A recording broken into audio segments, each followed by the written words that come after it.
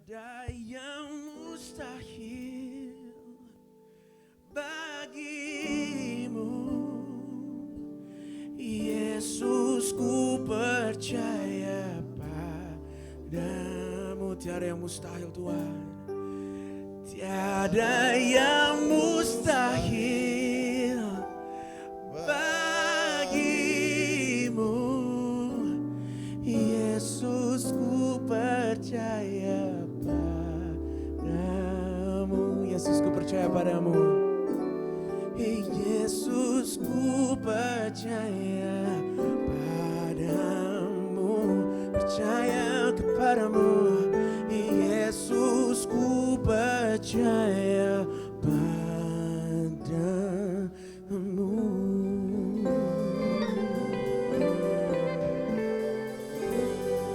Beri tepuk tangan dan sorak kemuliaan bagi Tuhan. Silahkan duduk Bapak Ibu Saudara.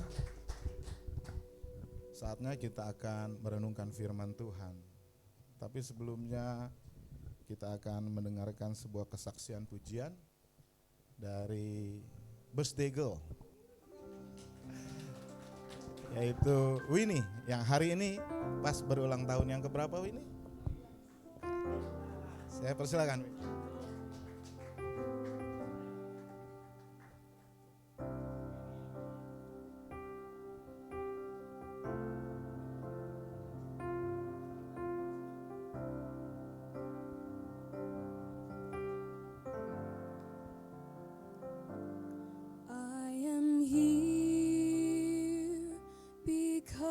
Of your grace, I am here because of your love, Lord Jesus.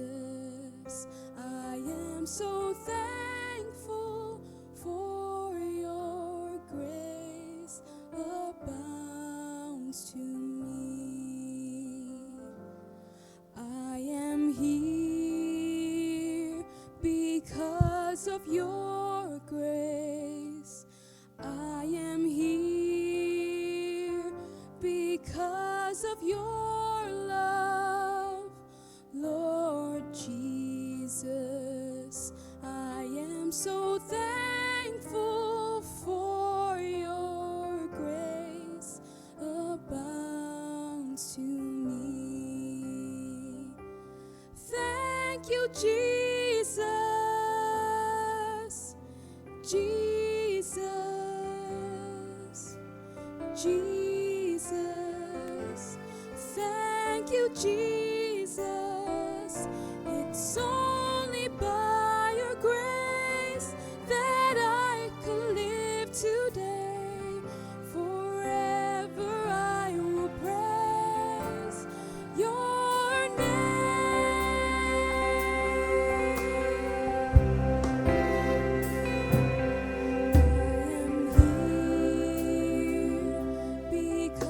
Of your grace, I am here because of your love, Lord Jesus.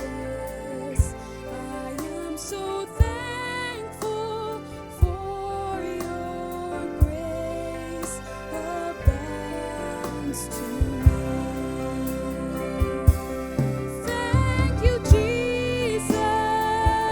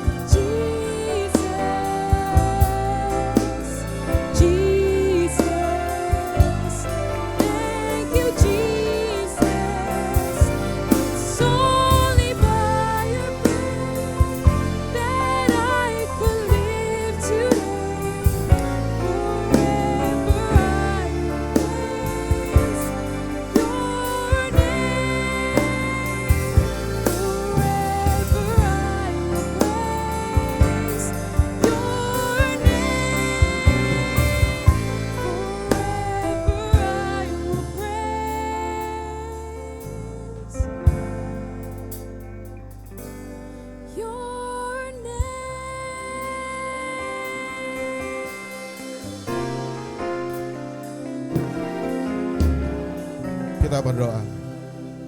Bapa dalam surga, kami mengucap syukur dan berterima kasih kepadamu hari ini, khususnya pada hari ini kami boleh merayakan kebaikan Tuhan atas hidup anak kami Winnie selama 15 tahun.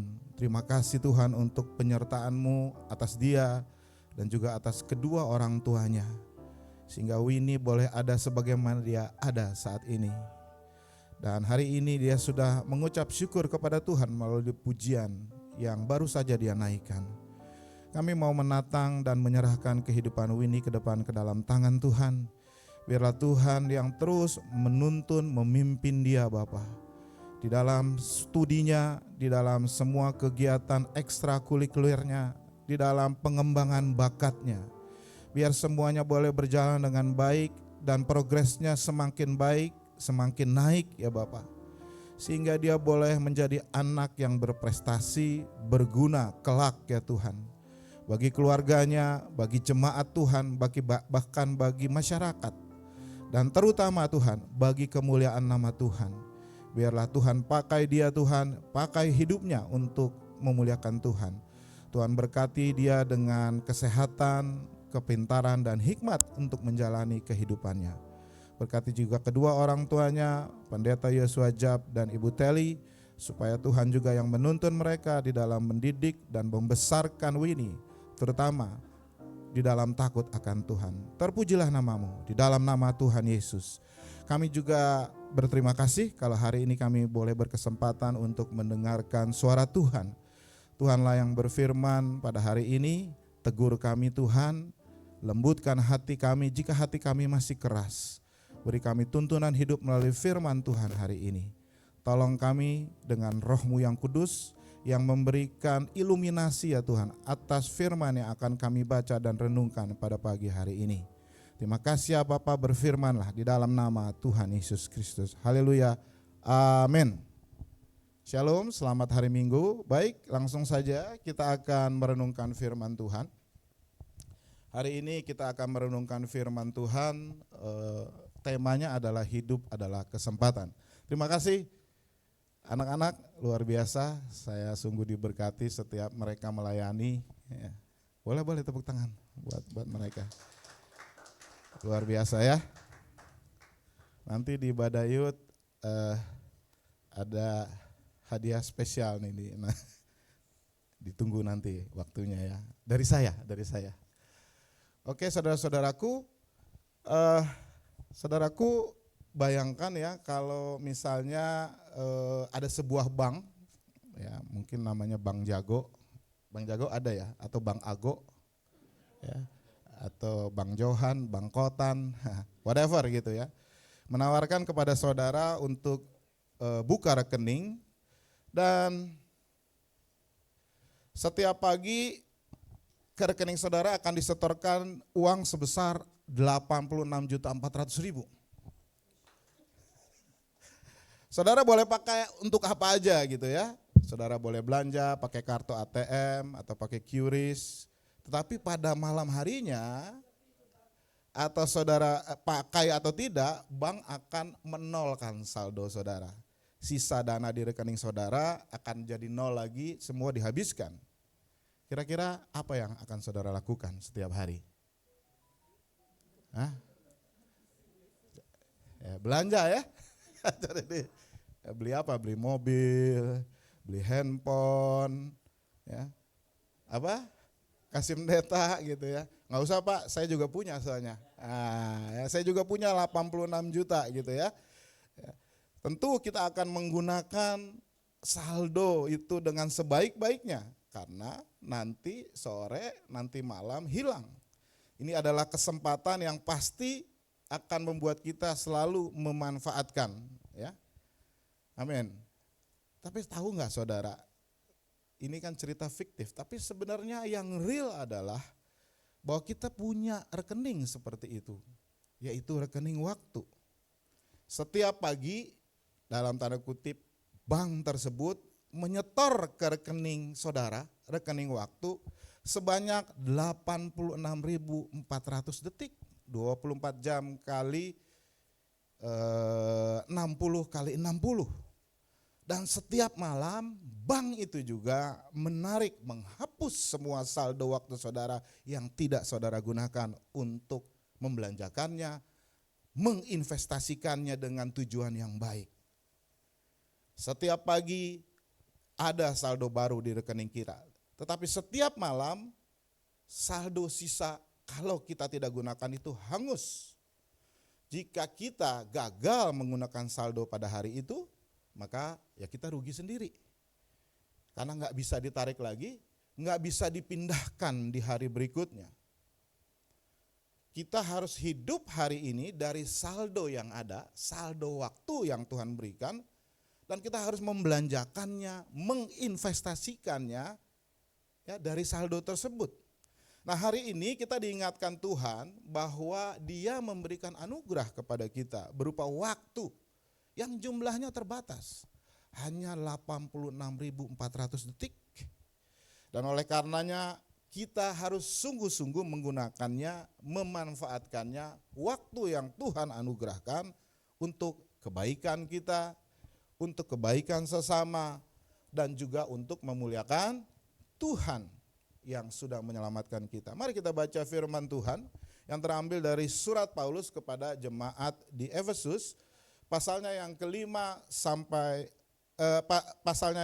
ayat ke-15 sampai 17. Saya bacakan untuk saudara, saudara boleh perhatikan Alkitab saudara. Ya, saudara boleh lihat ke layar. Ya, Pak Nicole dan Ibu Ervina boleh mendengar.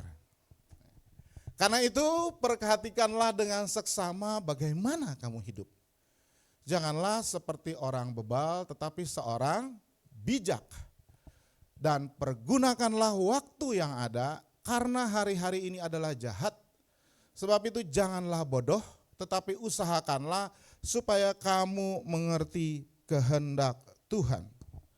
Saudara-saudaraku, untuk ayat 16 itu pergunakanlah waktu yang ada.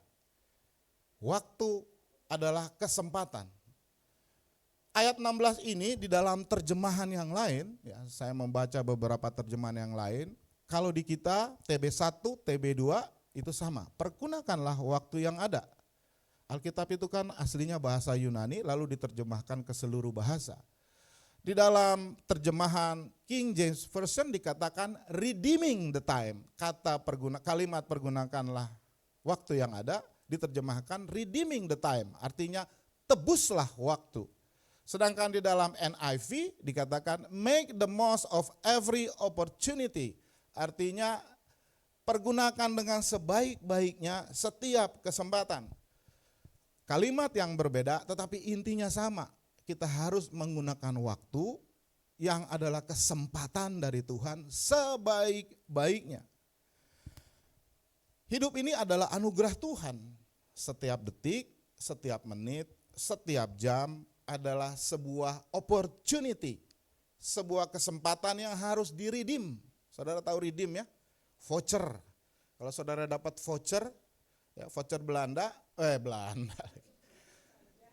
Ya berarti saudara masih bangun. Ya, kalau belanja, kalau nggak digunakan, ya saudara tidak dapat manfaat dari voucher itu, betul? Jadi harus di-redeem. Begitupun dengan waktu. Tetapi seringnya kita menyia-nyiakan waktu yang sesungguhnya berharga.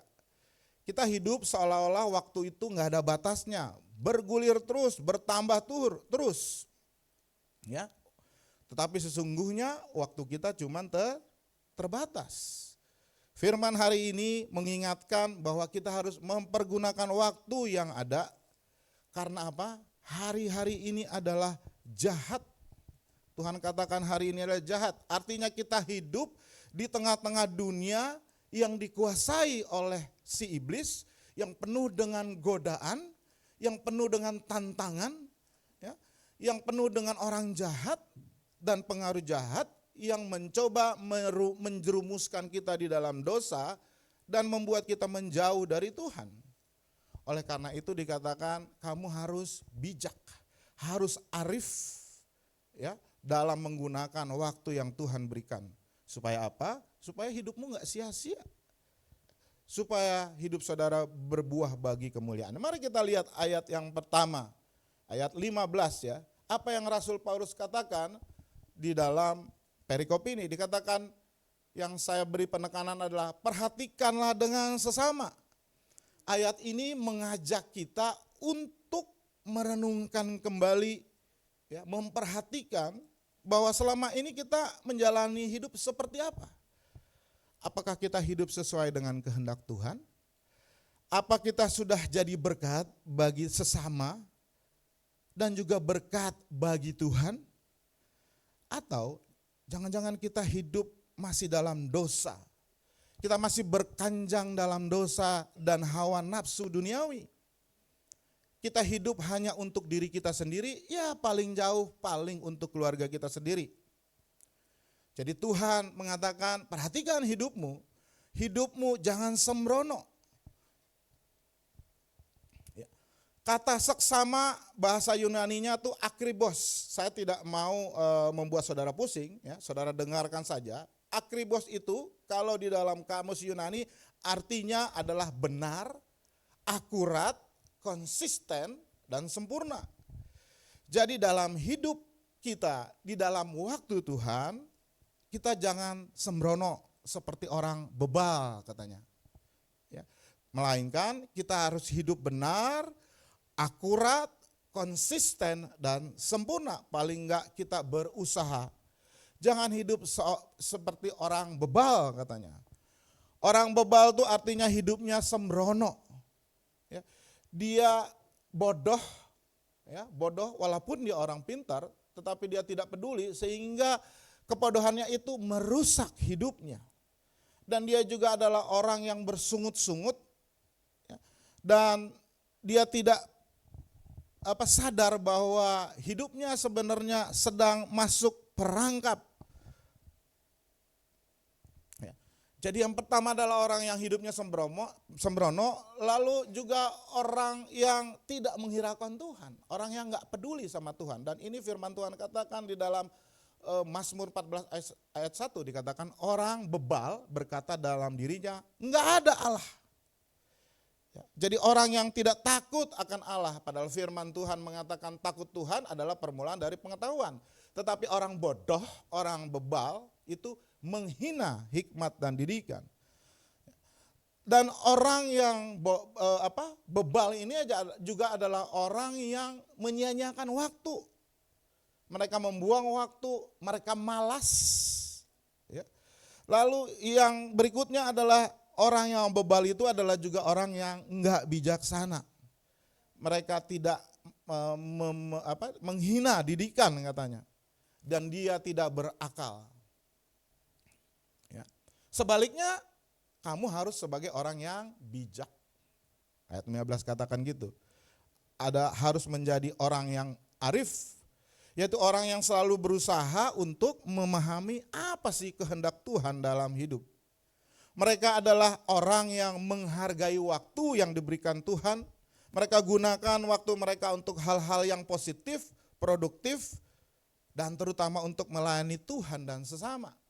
Orang arif juga adalah orang yang mengenal Tuhan, berbeda dengan orang yang bodoh, yang bebal. Dia memiliki hubungan yang baik dengan Tuhan, mereka selalu mencari kehendak Tuhan. Orang arif juga adalah orang yang hidup dengan seksama, dengan hati-hati. Mereka memikirkan apa sih akibat kalau saya berlaku ini, kalau saya berlaku itu, kalau saya berbicara itu. Mereka mengambil keputusan yang bijaksana karena mereka hidup dengan hati-hati. Ya. Jadi mereka bisa membedakan antara tindakan yang baik dan benar dan akibat daripada tindakan itu. Kembali lagi, bagaimana kita harus memperhatikan hidup kita dengan sesama di ayat ini. Kalimat perhatikanlah dengan sesama, bagaimana saudara dan saya hidup, mengandung beberapa makna. Yang pertama adalah berarti kita harus berhati-hati dalam menjalani hidup. Hidup sebagai orang Kristen nggak boleh sembarangan. Justru sebaliknya, kita harus hati-hati. Harus menjaga setiap langkah kita.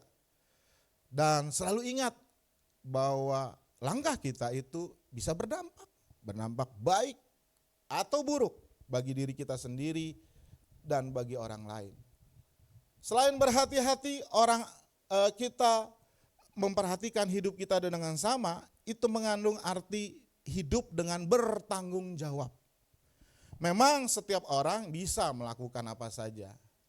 Ya, manusia yang pertama jatuh juga karena free will, karena kita memang dianugerahkan sebuah free will, yaitu kehendak bebas.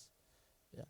Tetapi itu kehendak bebas juga yang membuat manusia jatuh ke dalam dosa, dan akhirnya kita semua turunan Adam dan Hawa ikut menanggung dosanya, menanggung kutukannya. Tetapi saudara-saudaraku, free will itu harus bertanggung jawab. Jadi perhatikan hidup dengan sesama, itu berarti kita harus bertanggung jawab atas hidup kita. Jangan menyalahkan orang lain. Dan kita juga harus tahu bertanggung jawab itu artinya bertanggung jawab bukan saja kepada orang-orang yang ada di sekitar kita, mungkin orang tua kita, mungkin atasan kita, tetapi yang paling penting kita harus bertanggung jawab kepada Tuhan. Bahkan kita dituntut pertanggungjawaban kita atas kehidupan kita oleh Tuhan. Galatia 6 ayat 5 katakan, sebab setiap orang, saudara dan saya akan memikul tanggung jawabnya sendiri. Tuhan Yesus juga berkata, setiap kata yang sia-sia yang diucapkan orang harus dipertanggungjawabkan pada hari penghakiman.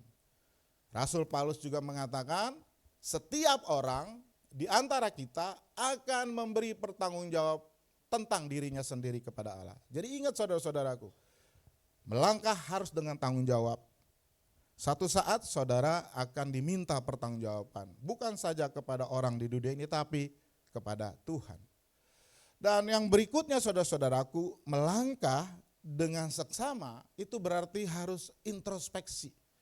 Kita harus bisa evaluasi, harus punya kesadaran diri yang tinggi. Kalimat ini mengajak saudara dan saya untuk memiliki kesadaran yang tinggi. Setiap hari kita harus introspeksi, mengevaluasi bagaimana sih kita menjalani hidup ini. Apakah kita sudah hidup sesuai dengan kehendak Tuhan? Apakah kita sudah menghormati orang tua kita? Apakah kita sudah menjadi berkat bagi sesama? Saudaraku, hidup dalam waktunya Tuhan itu membutuhkan evaluasi diri terhadap apa yang telah kita lalui. Kemudian berdasarkan evaluasi itu, kita tahu kelemahan dan kesalahan kita, lalu kita memperbaiki hidup kita saat ini, dan akhirnya hidup kita yang masa depan itu akan semakin baik. Dan evaluasi ini ada baiknya dilakukan secara teratur, saudara-saudara. Setiap hari untuk mengetahui di mana kita, apakah kita sudah baik, omongan kita sudah baik, postingan kita sudah baik, kelakuan kita sudah baik atau belum. Nah dari situ selanjutnya kita perlu secara konsisten untuk memperbaiki hidup kita, meningkatkan kualitas kita. Saudara-saudaraku, coba saya melakukan ini selalu.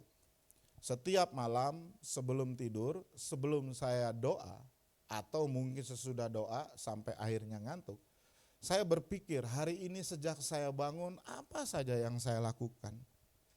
Apa yang sudah saya lakukan dan apakah itu berkenan kepada Tuhan? Apakah itu sesuai dengan rencana?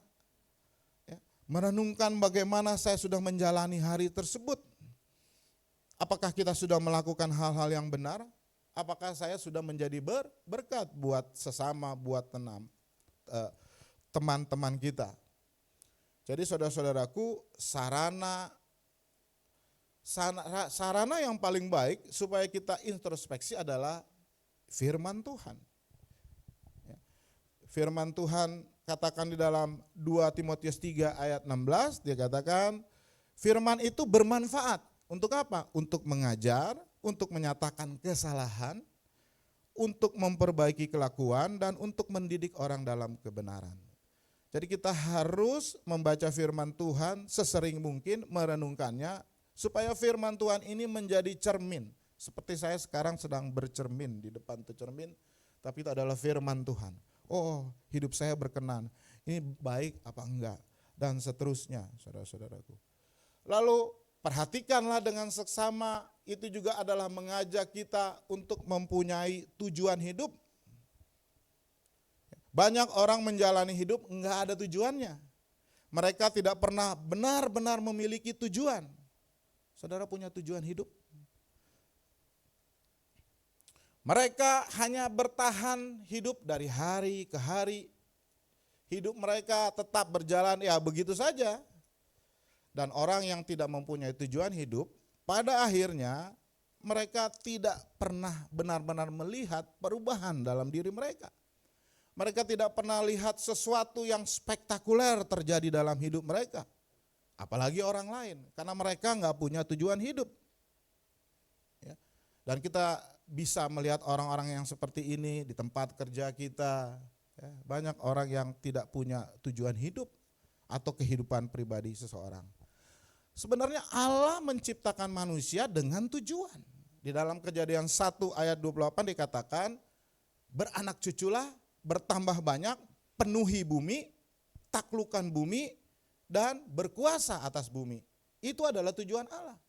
Itu sebabnya saudara sebagai manusia ciptaan Allah itu harus mempunyai tujuan.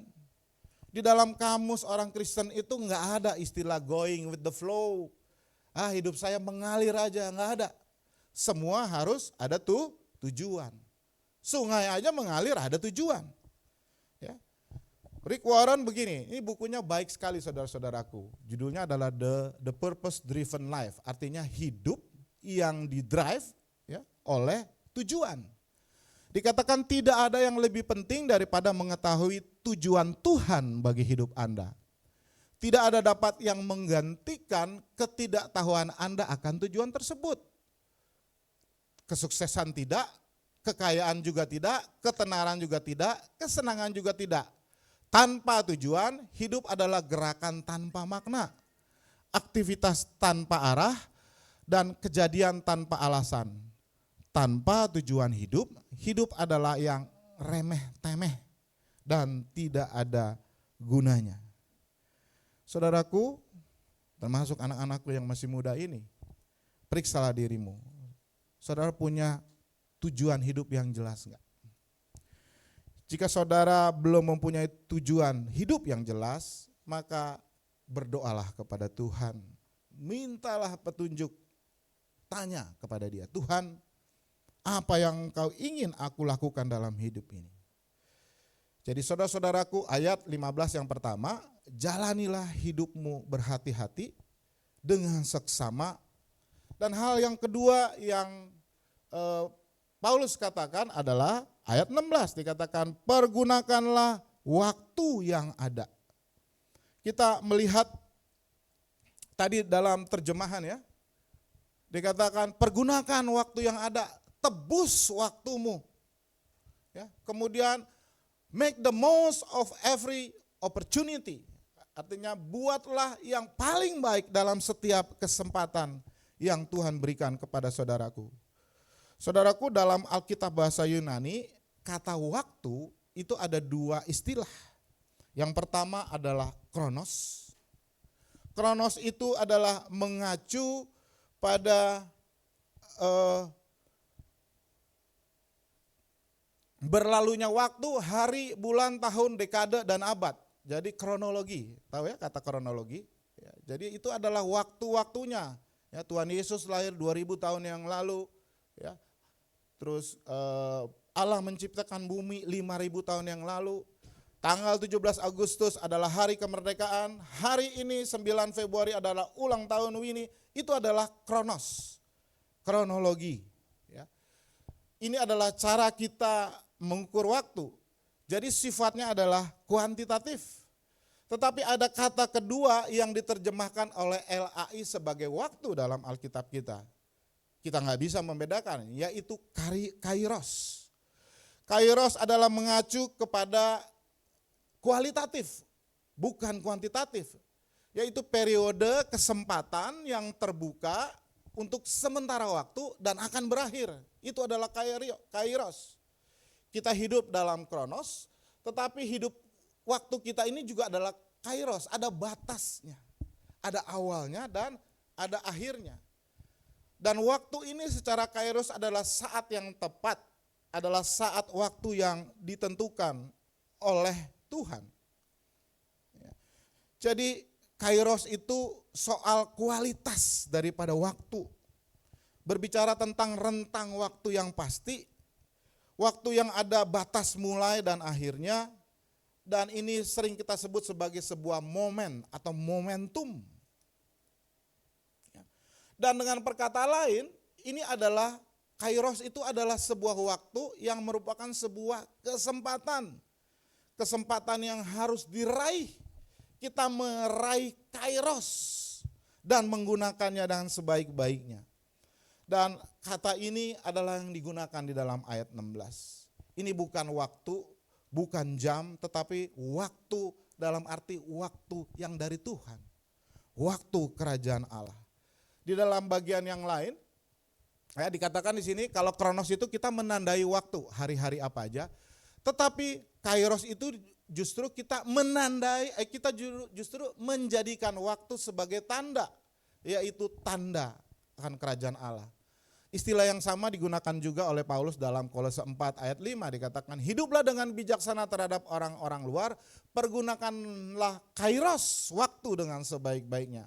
Begitupun Galatia 4 ayat 4 dikatakan, tetapi setelah genap kairosnya, waktunya, Allah mengutus anaknya yang lahir dari seorang perempuan, artinya anak manusia, tetapi dia juga takluk kepada hukum Taurat, artinya dia adalah orang Yahudi.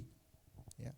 Dalam kronos kita menandai waktu, ya, misalnya hari ulang tahun, hari ibu, hari bapak, hari kemerdekaan, sedangkan dalam kairos kita menjadikan waktu sebagai tanda.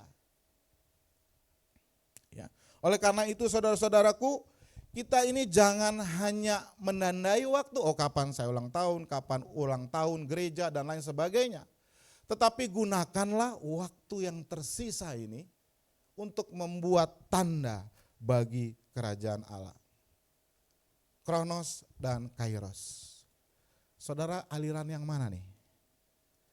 Aliran bubur yang kalau dimakan langsung dimakan atau yang diaduk-aduk dulu? Maksud saya, saudara ini kronos apa kairos? Aliran kronos atau aliran kairos? Sesungguhnya kita harus berusaha untuk meraih, menggrab waktu Tuhan, yaitu kairos. Tepuk kiri kanan bilang kairos.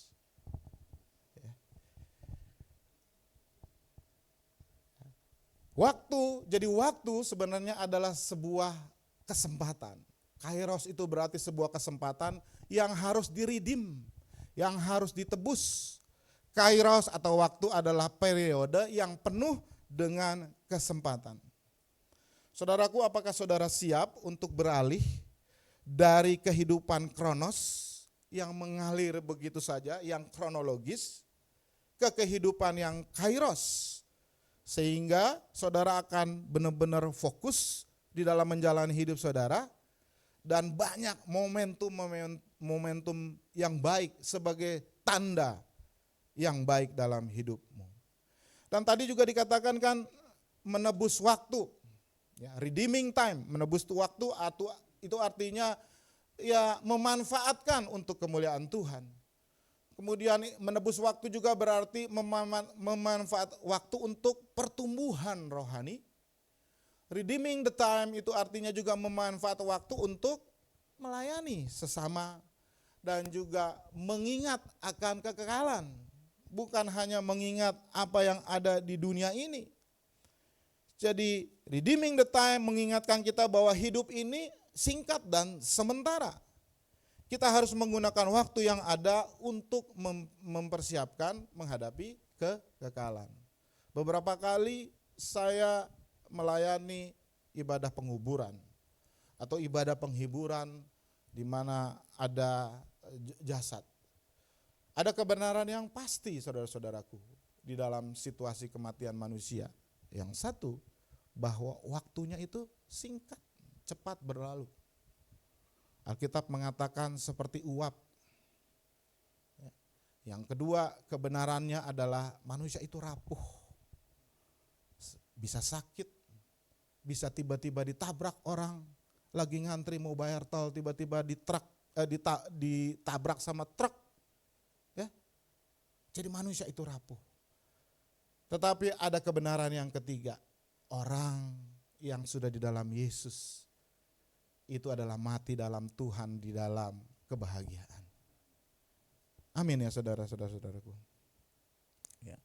Tuhan Yesus sendiri adalah orang yang menggunakan waktu kairos dengan baik. Pelayanannya di bumi itu singkat, hanya sekitar 3,5 tahun.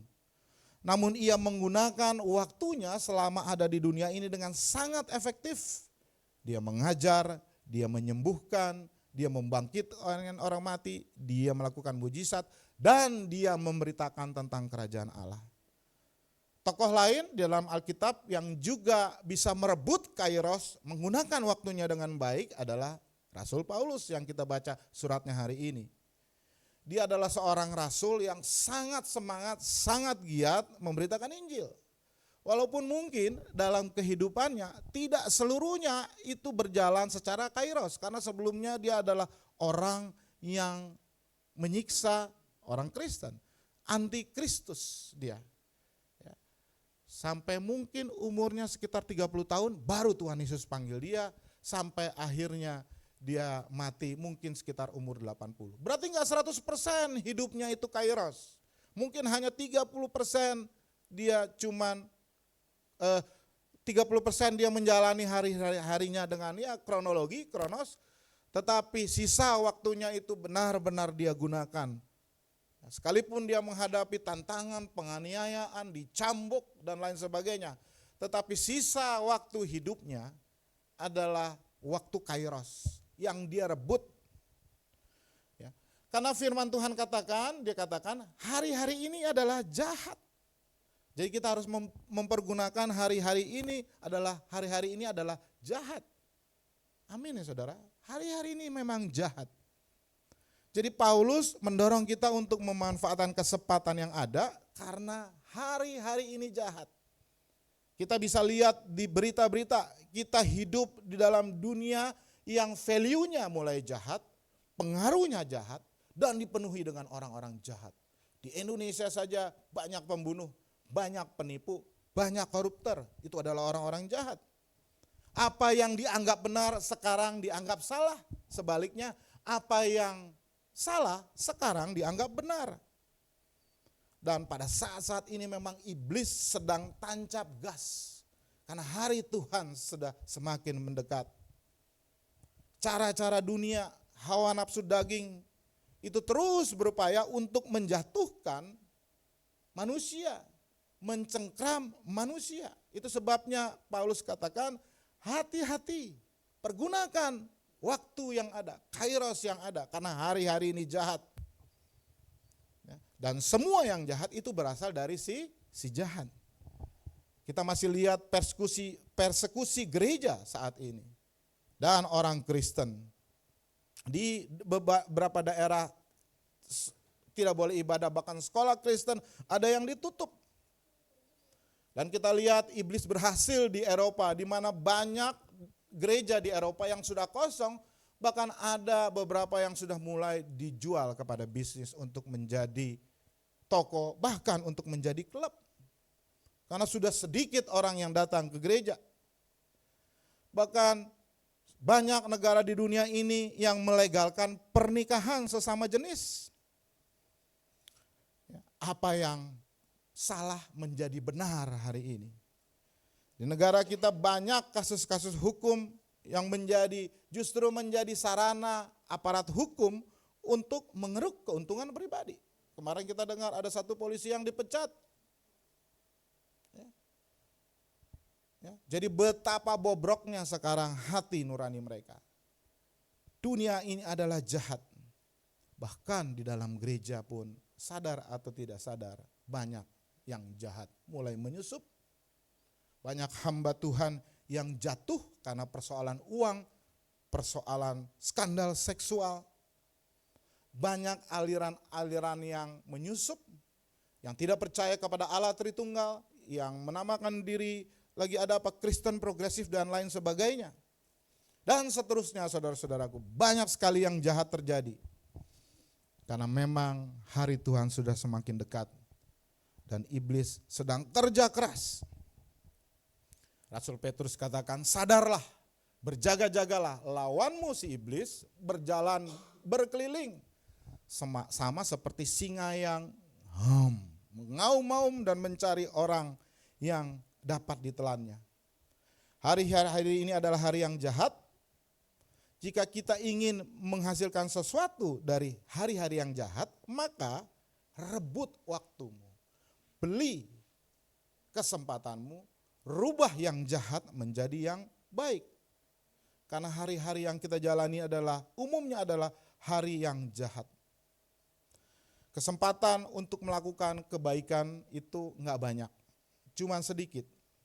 Maka saudaraku, di tengah-tengah dunia yang jahat, ketika saudara punya opportunity, punya waktu, punya kesempatan, maka grab it. Raihlah kesempatan itu. Ketika Tuhan memberi saudara kesempatan untuk memuliakan Dia, untuk membawa berkat-Nya bagi orang lain, maka raihlah kesempatan itu di tengah-tengah hari yang jahat. Galatia 6 ayat 10 katakan, selama masih ada kesempatan, marilah kita berbuat baik kepada semua orang, tetapi terutama orang-orang yang seiman. Lalu hal yang terakhir, yang ketiga di ayat 17 dikatakan, ini ayat 17 ini salah. Sebab itu jangan bodoh, tetapi usahakanlah supaya kamu mengerti firman Tuhan. Jadi saudaraku, sampai saat ini kita sudah belajar bahwa kita harus berhati-hati dan seksama di tengah dunia yang jahat. Lalu kita harus memanfaatkan kesempatan yang ada dengan sebaik-baiknya untuk menularkan kebaikan ya, bagi sesama dan juga membawa kemuliaan bagi Allah. Lalu Tuhan katakan pada akhirnya, oleh karena itu, sebab itu janganlah bodoh. Oleh karena itu maksudnya oleh karena engkau sudah berusaha menembus waktu, engkau sudah berusaha untuk menjalan baik-baik, karena hari-hari ini jahat, dia bilang jangan bodoh. Jangan panik untuk melakukan semuanya itu. Tetapi cari kehendak Tuhan. Temukan kehendak Tuhan. Ketahuilah kehendak Tuhan. Gimana sih saya tahu kehendak Tuhan?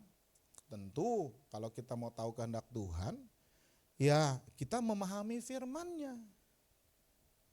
Paulus katakan apa, dia bilang? Usahakanlah. Berarti kata ini mengandung sebuah effort. Effort kan usaha ya. Usaha yang keras. Sehingga untuk mengerti kehendak Tuhan, ya, itu perlu apa? Motivasi, keinginan yang kuat. Kita harus memaksakan diri kita, usahakanlah. Dan usahakanlah itu juga berarti ini adalah sebuah proses yang tidak pernah selesai, tapi proses yang terus berlanjut setiap hari. Makanya firman Tuhan katakan kita harus menjadi semakin serupa dengan Kristus. Semakin itu adalah kata yang mengartikan adalah sebuah proses. Ya. Dan cara memahami kehendak Tuhan, ya itu tadi. Pertama tentu kita harus merenungkan firman Tuhan. Ya. Alkitab adalah sumber utama untuk mengetahui kehendak Tuhan. Oleh karenanya saudara harus meluangkan waktu setiap hari untuk baca, renungkan firman Tuhan. Bukan cuma hari Minggu. Biarkan firman Tuhan itu berbicara kepada dia. Apa sih kehendak Tuhan? Dan akhirnya bisa merubah hidup kita. Jadi baca firman Tuhan. Ya. Dan kehendak Tuhan itu banyak kalau kita baca. Saya ambil beberapa contoh saja. Tuhan ingin supaya saudara diselamatkan. Di dalam 2 Petrus. Tuhan ingin saudara untuk menyerahkan diri sepenuhnya. Di dalam Roma. Tuhan ingin saudara dikuduskan dan menghindari imoritas seksual di dalam 1 Tesalonika. Lalu Tuhan ingin saudara bersyukur dalam segala keadaan, dalam segala penderitaan di dalam 1 Tesalonika.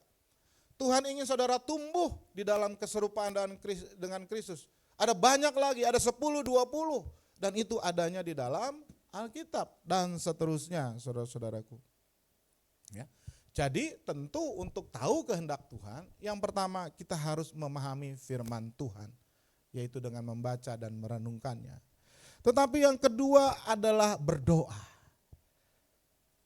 Kalau saya mau tahu kehendak dari Stephen, maka saya harus tanya sama dia. Artinya saya harus ngomong sama dia. Doa adalah komunikasi kita dengan Tuhan. Berdoalah kepada Tuhan setiap hari, setiap saat. Baik doa secara pribadi, individual, maupun berdoa secara sama-sama. Atau komunal di dalam gereja termasuk di dalam doa. Maka pasti di dalam doa Tuhan akan menyatakan kehendaknya. Dan kita juga bisa memahami kehendaknya. Kita mengerti kehendak Tuhan juga dengan bersekutu bersama dengan orang percaya. Termasuk beribadah. Tapi bersekutu juga bisa artinya kita berdiskusi dengan sesama orang percaya, mungkin dengan yang elders, yang lebih senior secara spiritual, dan kita berdiskusi supaya kita bisa lebih memahami apa sih kehendak Tuhan. Melalui persekutuan kita dapat saling menguatkan, saling memberikan masukan, sehingga kita memahami kehendak Tuhan. Termasuk juga di dalam melayani. Melayani adalah salah satu cara untuk memahami kehendak Tuhan. Melalui pelayanan kita belajar untuk sabar. Tuhan mau kita sabar. Tuhan mau supaya kita melayani dengan tulus, tidak meminta imbalan. Melalui pelayanan kita bertumbuh dan merasakan bagaimana Tuhan bekerja, bagaimana kehendak Tuhan.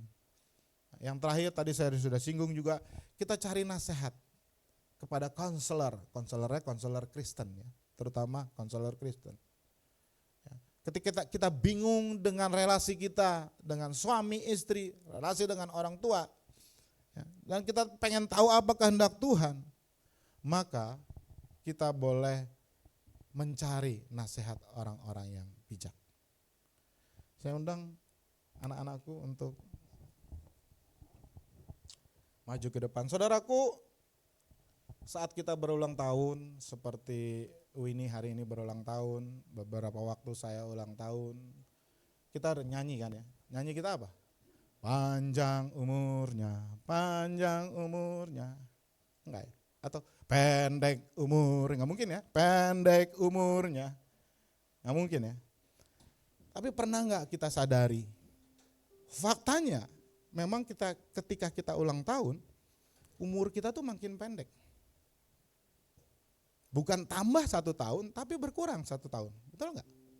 Let's say saudara misalnya ditetapkan waktu oleh Tuhan. Hai Tommy misalnya, hidupmu 100 tahun. Hari ini dia berulang tahun yang 50. Berarti umurnya sudah berkurang berapa? 50. Tahun lalu dia masih punya sisa waktu 50. Mungkin tahun lalu ketika dia ulang tahun masih 51. 5 tahun yang mendatang ketika Tommy ulang tahun, maka sisa umurnya tinggal 45 tahun. Berarti sesungguhnya pada saat ulang tahun umur kita itu semakin berkurang. Itu sebabnya pemazmur yaitu Musa di dalam Mazmur 90 itu ngomong, Tuhan ajarkan aku untuk menghitung hari sedemikian sehingga kami beroleh hati yang bijaksana. Musa menyadari di Mazmur 90 ayat 12 ini bahwa umurnya ini semakin pendek sehingga dia harus berhikmat menghitung hari-harinya. Sehingga di dalam mengisi sisa waktunya ke depan, dia bisa mengisinya, dia bisa meraih, menggrab kairos. Enggak hanya menjalani waktu secara kronologi, bergulir begitu saja. Tetapi waktu sisa itu boleh menjadi suatu momentum. Waktu sisanya itu boleh menjadi sebuah tanda akan hadirnya kerajaan Allah melalui hidupnya. Sehingga hidupnya membuat makna. Jadi saudara-saudaraku, janganlah kita hanya menandai waktu, kronos. Tetapi gunakanlah waktu yang tersisa untuk membuat tanda bagi kerajaan Allah. Jangan buang-buang waktu, tetapi sembahlah Allah dengan waktu kita. Tentu saja hanya Tuhan yang tahu berapa hari lagi sih sisa hidup kita. Tetapi melalui Musa di dalam Mazmur 90 ayat 12, kita diingatkan untuk menghitung hari, bahkan menghitung countdown, hitung mundur. Ya, karena waktunya berapa? Kalau seperti kalian malam tahun baru ya. 5, 4, 3, 2, 1, Happy New Year. Tapi sebenarnya ketika pemazmur mengatakan ajar kami menghitung hari-hari, kita juga sedang countdown. 5, 3, 2, 1, dead. Selesai. Karena itu dia mengatakan ajarlah kami menghitung hari-hari, supaya kami beroleh hati yang bijaksana. Menghitung hari, menimbang, mengukur waktu-waktu kita, sehingga dapat menjalaninya untuk kemuliaan Tuhan, untuk kebaikan sesama. Supaya kita meraih kairos dalam hidup kita. Saudaraku, macet. Tolong dibantu. Udah ya? Udah habis. Hidup adalah kesempatan. Berjalanlah dengan hati-hati, dengan bijaksana.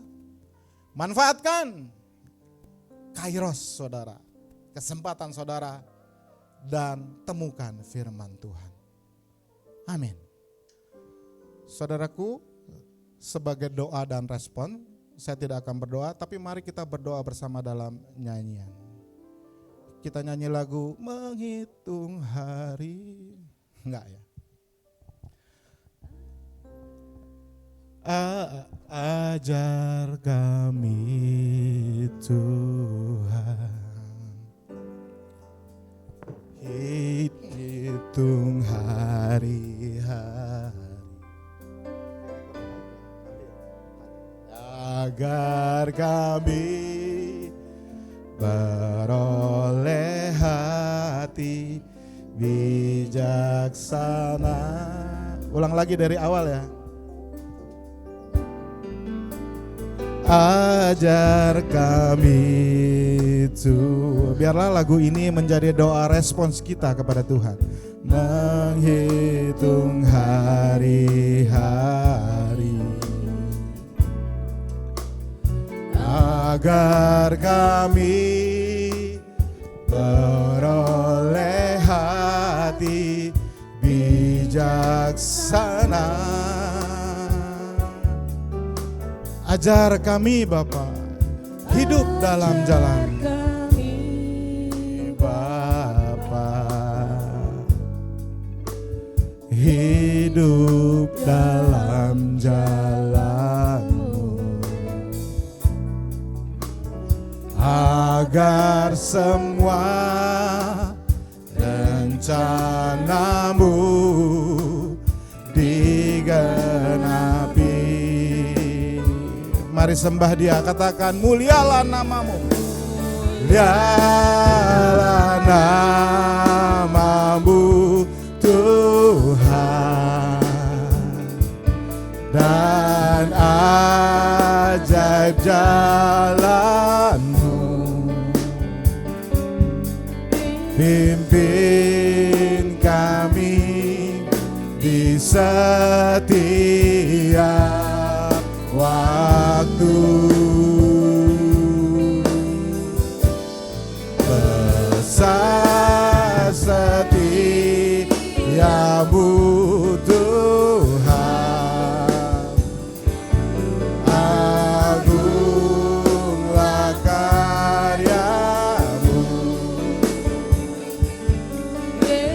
Yesus kami bersyukur padamu.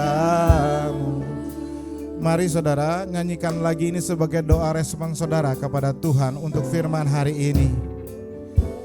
Dan yang pertama, yang wanita boleh nyanyikan ini, yang pria boleh berdoa.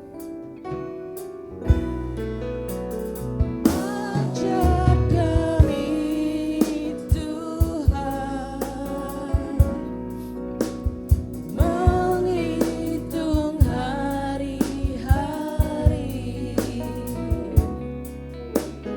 agar kami beroleh hati bijak. Yang pria saja nyanyikan, yang wanita boleh berdoa. Ajar kami Bapa hidup dalam jalan-Mu,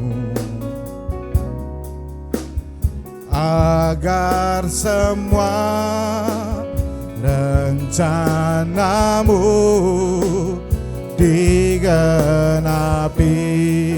Mulialah, mulialah, mulialah nama-Mu Tuhan, dan ajaib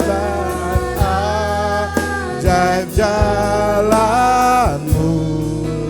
Pimpin kami Tuhan, pimpin kami di setiap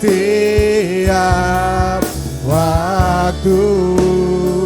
Besar setiamu, besar setiamu Tuhan. Agunglah karya-Mu, oh Yesus kami bersyukur. Saya undang bangkit berdiri, nyanyikan lagi, muliakanlah Tuhan. Muliakanlah nama-Mu,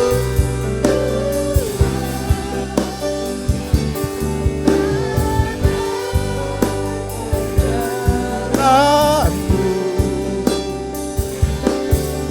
Pimpin kami di setiap waktu. Besar setiamu Tuhan, agunglah karya-Mu. Kami bersyukur, Yesus kami bersyukur padamu. Yesus kami bersyukur, Yesus kami bersyukur.